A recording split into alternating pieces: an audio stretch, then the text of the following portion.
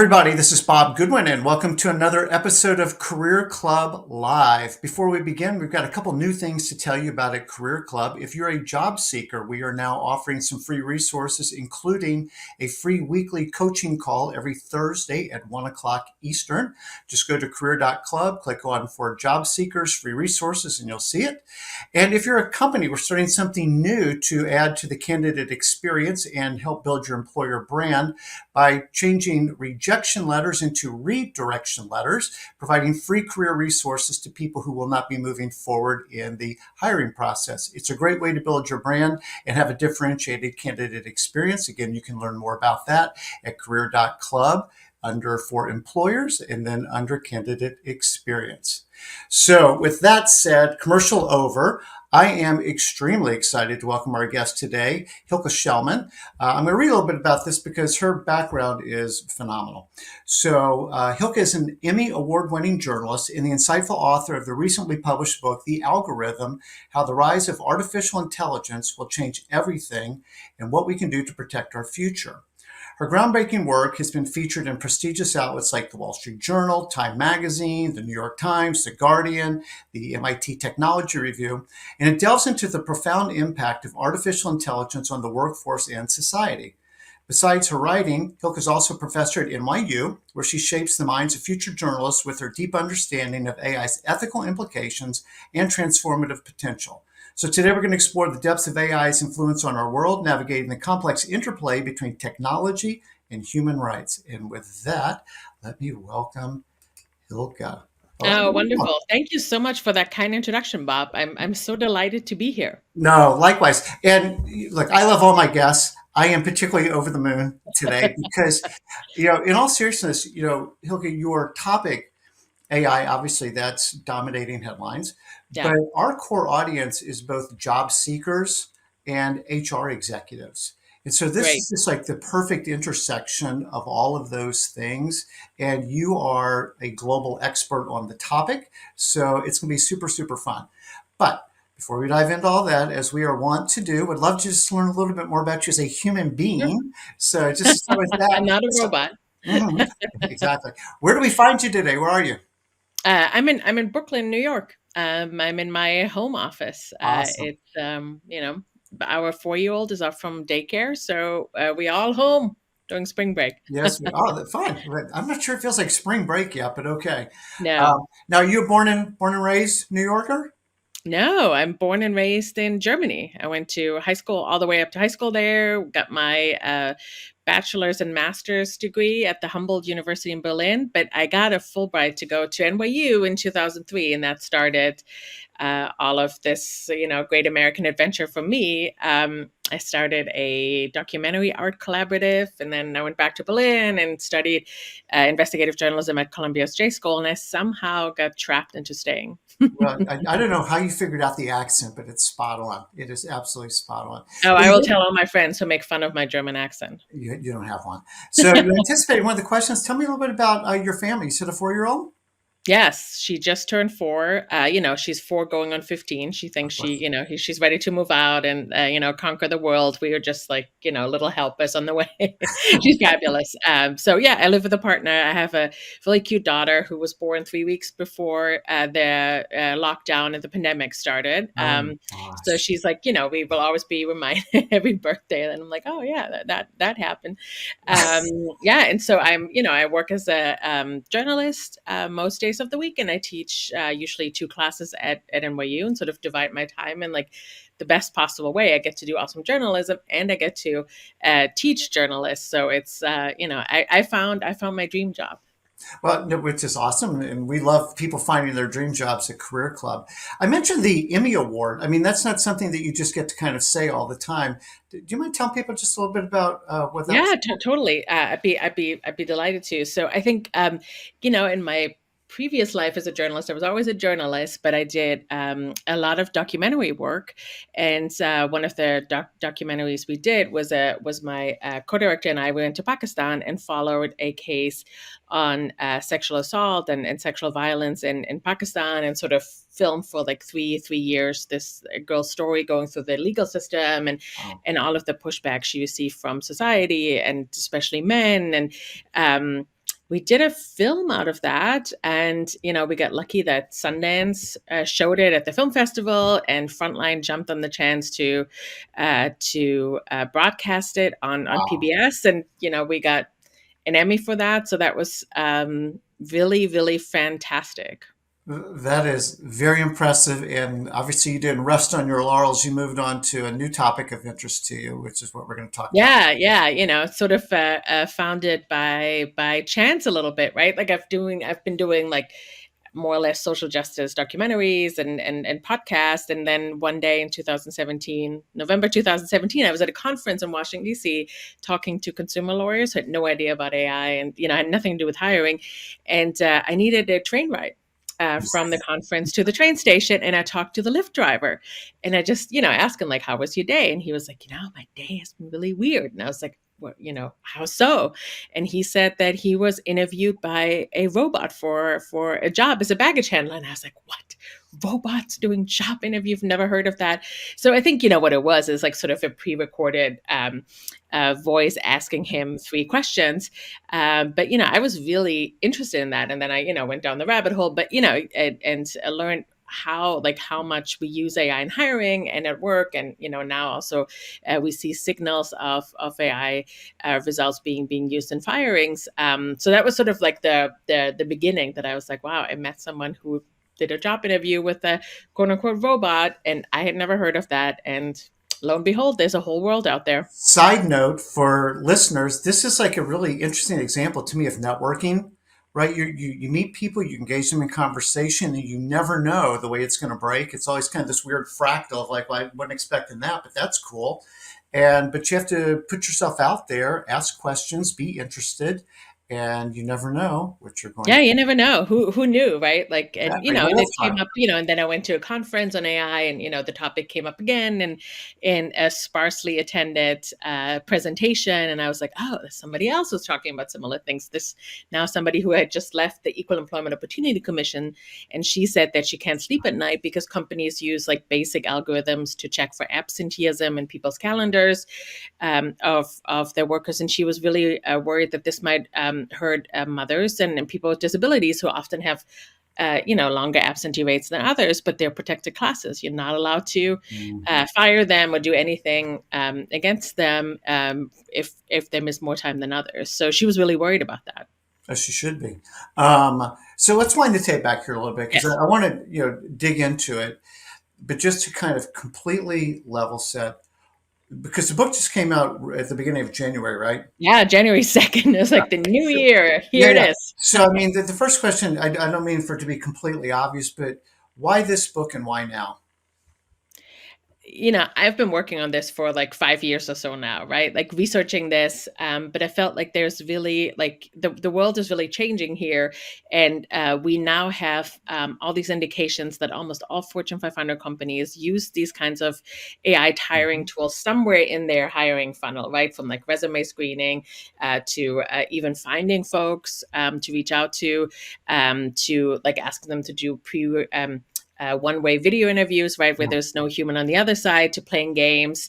So it really felt like a real sea change. And also we see that like for workplace monitoring and surveillance, we see out of the 10 largest companies in the US do monitor some of their workers. And we now see that like really, really large companies use some of these AI vendors to check for sentiment analysis and check all of our writing.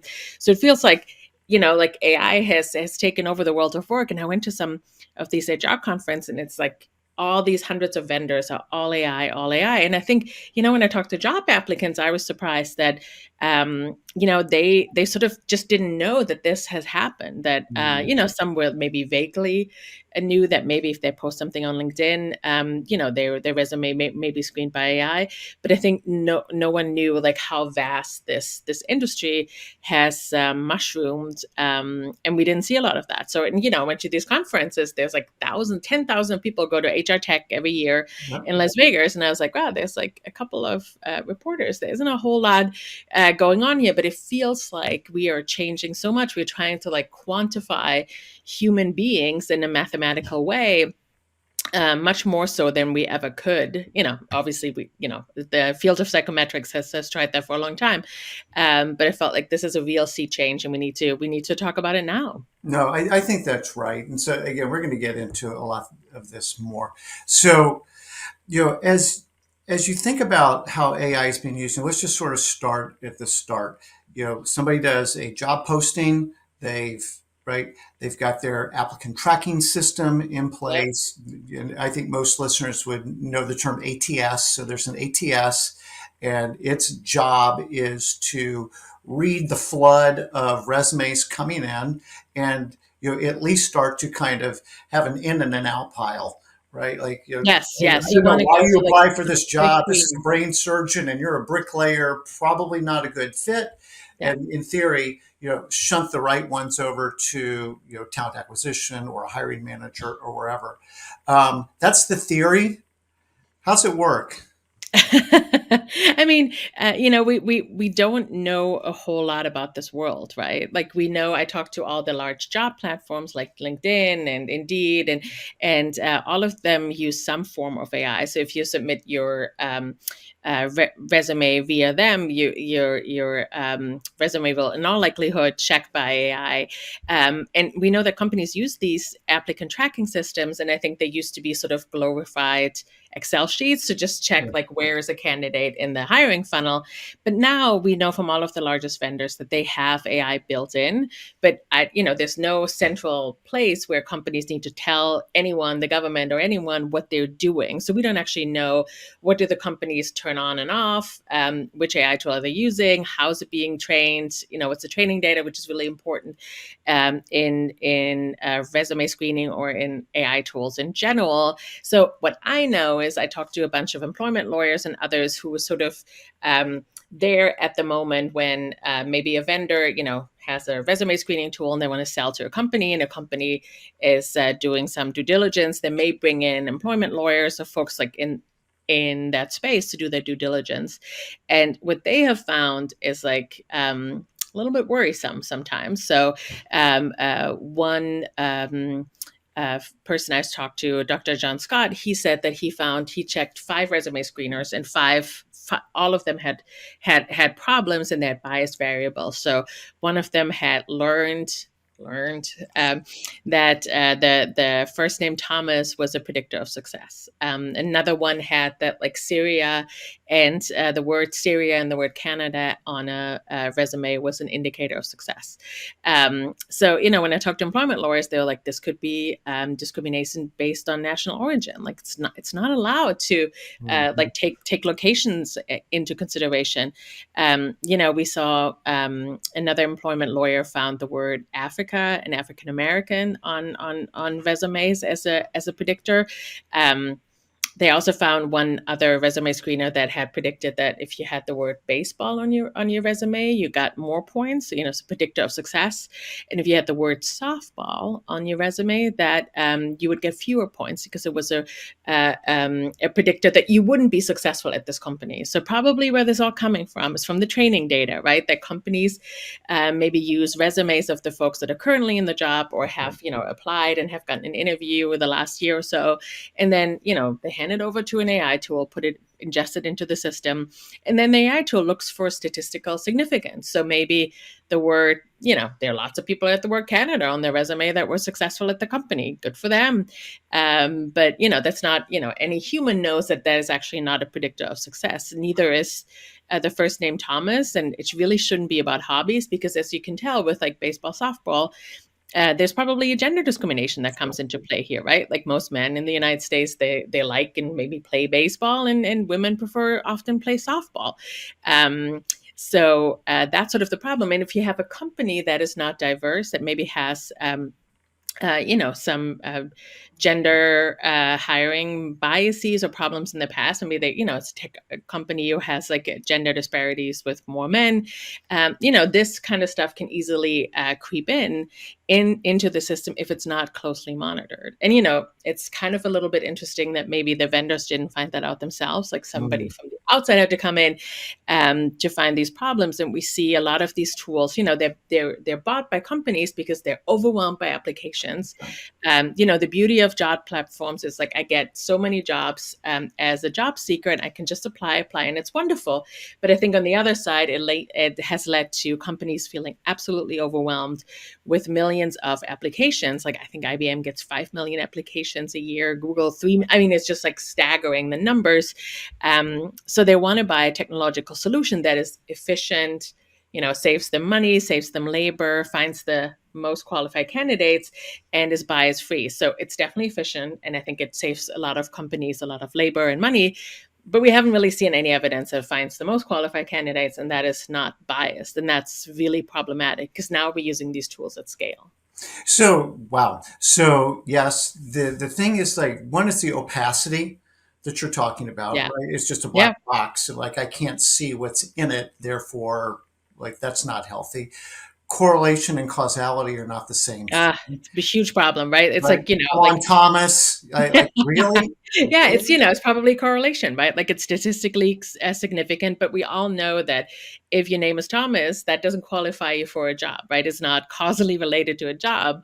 Any human would know that, but obviously, a AI tool doesn't know that. It just looks for statistical significance. So there probably were some Thomases in the pile that were successful. Good for them. But if you don't, monitor these tools and like sort of really critically, skeptically look at them and keep supervising them, these problems can easily come in because usually you keep giving it training data of new people, and then this kind of stuff can keep coming in. Well, so I mean, it's like one is the quantity of data it has access to. So company X and company Y may have very different data pools to be Yeah, pulling from. yeah, And then there's the quality of the data. There's the historical, as you kind of pointed out earlier, the historical biases of their hiring practices, such as they might it's have. all embedded into the machines. I mean, well, what's funny is like we're going back 40 years to like one of the most foundational computational principles, garbage in, garbage out. Like Yeah. you give it bad data and then you analyze it in not a great way, you're going to get not a great result. But the good news with AI is we can do it at scale, right? Yeah, and herein lies the problem, right? That like I do think that like, one hiring manager, and I'm sure, we have unconscious bias as humans. Like we're not very good at hiring either. And in fact, we often feel like we are very objective and fair. And in reality, we like people who look like Confirmation us, speak like bias. us, and people who went to the same school and yada yada yada. So that is a huge problem too. But like one human biased hiring manager can maybe discriminate against so many people, and I'm sorry, those people are being discriminated against in 1 year. But an AI tool that is used on millions or hundreds of thousands of resumes that has a problem with like downgrading mostly women and upgrading mostly men. I mean, you could have gender discrimination against hundreds of thousands of people. And I think companies do like to use this technology. They're a little bit afraid what might happen if they come forward saying that the technology didn't work that they have employed. So, I've talked to a lot of HR managers who said like, oh yeah, we had like, we did this for a couple of years. We used this tool and we found out it doesn't work. So we quietly, let go of it. The problem is like, we are none the wiser, right? We don't know that there's a problem. The vendors aren't being pressured to change their tools and make them better. And so the next company then buys the tool, right? So I think that's really the problem, that companies are so afraid of class action lawsuits because, if they come forward and say like, oh yeah, We've been this was for discriminating 2 years, against women and for 3 years. it was there's a gender bias against mostly women. That, I mean, there's a huge problem.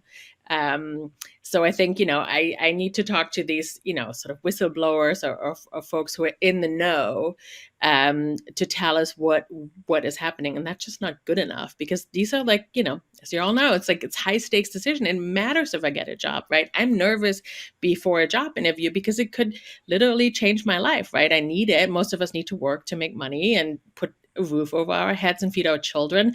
But also, if I have a job that like makes me happy, fulfills me, that is a big deal. Our identity is tied to, I spend so much time at work, and I hope it's like somewhat rewarding for people. So it does matter. I know we get, a lot of people get rejected all the time. So it feels like, oh yeah, it's another way to get rejected. But if I get rejected for my dream job because I'm not the most qualified candidate or I'm not qualified enough, I get it. Would I be sad? Totally. But if I would find out that I was rejected because I had the word softball on my resume, and I was discriminated because I didn't have the word baseball on, I would be, which has nothing to do with the job, I would be upset. Like, that is not fair. Okay, so let's talk for a minute about solutions. The problem seems pretty profound. If you were in front of, SHRM or some large HR organization, and we're going to say, guys, like we can all agree that like these are some of the issues. What are the top one, two, three things that you recommend to them? Yeah. So I mean, I think there's a bunch of things that we should do. I think first is like radical transparency and explainability. It's a problem when companies use deep neural networks, and you can immediately forget what that means. But it means that we use training data to train an AI tool, but we don't necessarily know as humans what the tool then infers upon. So we don't know, does it use these and these keywords? And not all vendors check. Like, there is a complicated way to check. So I think that's a real problem. If we build tools where we don't know how the tool sort of judges applicants, that is a real problem. So I think that would be the first thing, like transparency and explainability. How was somebody judged? Not only were they judged by AI, was there an AI tool in the mix? Because I do feel that most consumers are sort of, and most job applicants, I call them like forced consumers, because if you want the job and I send you a link to do a one-way video interview with AI, you're going to say no, you want the job. Right. So you don't really have a way to say no to this. So I mean, I'm glad if the company tells you that AI is used, but it's actually not super helpful. But explaining how were you judged by the AI, or how was the result inferred, I think that could be really, really helpful for researchers and others. I also think we need like some sort of regulation here that like puts like guardrails up for like some of these high stakes decision makings that companies need to make sure that they don't do any harm. And more than what we see maybe right now in New York City, which is like kind of one of the only places that has a pretty strong law here, or strongish law, or wanted to have a strong law to say that companies who use AI hiring tools need to be audited once a year. So there's a lot of it's a very loose law. So a lot of companies, I think, get out of it. And the audits are not very aggressive either. So that's another problem. And I think in general, I think we need to have a much, much larger discussion. Like, how should we hire people? Like, we know resumes are not very predictive. Like, should we actually use them in hiring? Like, what are some of the ways that we should hire people? Like, for example, we see a lot of personality tests. They're also not very predictive. They may be 5-10% predictive. So that means that 95 to 90% of your success in a job has nothing to do with your personality, because we are humans. Like, we get to sometimes overcome our our problems. Maybe my personality is X, but I can work hard against that. But these tools can't really obviously like see that or understand that in a way. Like, no one can take that into account. So I think we really need to think through, like, what do we need to, how can we do this better? Can we have virtual reality to test people on the job? Maybe that is a good way to test folks. Maybe have a more holistic approach where you have different assessments. You look at the resume, you look at a job interview. So it's not just one screen, like either you have the right personality or you're out. Like, we need to have a much larger discussion here that I hope to push a little bit. No, I think it's great. And then, on the first of all, I did an interview with the CHRO of a 130,000 person company recently. They hate resumes, right? Because they are desperately trying to find what is the next version of candidate identification and qualification, where they're way more interested in things like your desire to contribute, your ability to be an agile learner, your ability to be resilient. I mean, things that really are going to impact your ability to survive, not survive, but even thrive through kind of everything that's going on in the world these days and what your job will be and how quickly things change. So I love all that stuff. And Um, but we need to like really have a scientific discussion, like how to actually test for that. yeah, Like yeah, soft yeah, yeah, skills, yeah. the hardest thing to The measure, right? technology is easy to build. If it's any good, it's a completely different question. That's the problem right now. Is the technology is out in front of its ability to promise what it really says it can do. Yeah, It yeah. So demo's I mean, really nice. yeah, I mean, my hope is that maybe we'll see like a large startup or something that can do maybe some technical assessment or some skills-based assessment on sort of hard skills, because I do think teamwork and agility is actually really hard to test, and we're not there yet. But maybe if you're a software developer and you say Python, you put it on your resume. As a hiring manager, I have no idea. Are you a beginner? Are you a master developer? Like, where are you at? Right? It doesn't tell me anything about your skill level. So maybe we can do one assessment. And then it gets like written into sort of the blockchain with a ledger, and you have an appeal process as a job seeker, right? And you can like send this assessment to many companies, so you don't have to redo all these different assessments all the time. Like, it's such a drain on job seekers, and I'm sure HR managers are not interested in kind of facilitating that either, if there was like sort of a larger system, you Yep. know. um Are you familiar with some of the tools? We're going to move on from ATSs in a second, but are you familiar with some tools that's basically the ATS in reverse, like Job Scan and Teal has one, and there's Oh yeah, yeah, yeah. I think they're very helpful for some job seekers to get like a general sense. We never know which company has their, how is their AI tool calibrated? Like, is it calibrated on folks in the company, or is it like an off the shelf solution? So, but it gives you a good reading of like, okay, if you have this is the job description, here's the resume, how much overlap do you have, right? And I think this sort of general consensus is like maybe 60 to 85% is a good overlap. yeah, Don't do 100%, because then some AI tools might think you just copied the job description and like throw you out. But I think they give you a good sense of like what is actually being ingested. And I think another good signal is like if you need to upload your resume to some company's website, and you see that maybe your work experience isn't in the right column on the side when you upload. Usually tells you, here's like what we thinking, what you put in these different columns and fields. That might be an indication that your resume isn't as well machine readable as it could be. So I think yeah, JobScan and these other tools can be really helpful, because we even see like really, these are semi-structured data resumes. So computers don't always get it right to get it in the right yeah, yeah. field. And I mean, some of it is very basic, some of it is very sophisticated where problems lie. So I think that might be one thing for job seekers to think through. Yeah, and we do encourage people to do that. One is your last point around having an ATS friendly resume. So it's not complicated, it's not a piece of art. It doesn't Yeah, matter. no two Computers read it. columns. Like make it Don't super, confuse the super computer. simple. But then, when we're using tools like JobScan or others, we encourage people back on the opacity problem. We don't know what drives the score, Yeah. but the diagnostics are helpful, right? So you might say customer success and they say client success. It's like, all right, well, let's use the same vocabulary. I mean, like if you want to be understood by somebody, speak their language. So let's at least speak the language. You make a really good point though, about not being like so they like you did kind of copy the job description and now I mean, you should definitely copy the most important keywords, and I would also yeah, suggest not to use synonyms, because not all AI tools are trained on which is synonyms, right? yes, Like we see sometimes they understand, sometimes they don't. And I think if you want to have like a really cool, exciting resume, maybe your machine readable isn't that exciting, but if you have an in-person job interview, you can always bring that's right. The a fancy one. resume that you love, right, with the colors and the two columns, and you can give that to a human. But machine readable, if that is your first encounter, it has to be machine readable. If it's not, you kind of already reject it. And like some other folks who have surveyed companies also found out that some of the ATS tools are calibrated to throw out people who have a 6 month and longer Okay. gap between jobs, right? And I think that's a really insidious problem, because who knows why you had a 6 month job gap. Maybe you moved, maybe your spouse in the military, maybe you had a kid you had to take care of, or parents, or whatever. Bereavement. Who I mean, it could knows? be tons of things. um, So I think, knowing that and sort of like, and I think sometimes you just need to just literally cover this gap with like, maybe you did do some freelance work. Maybe you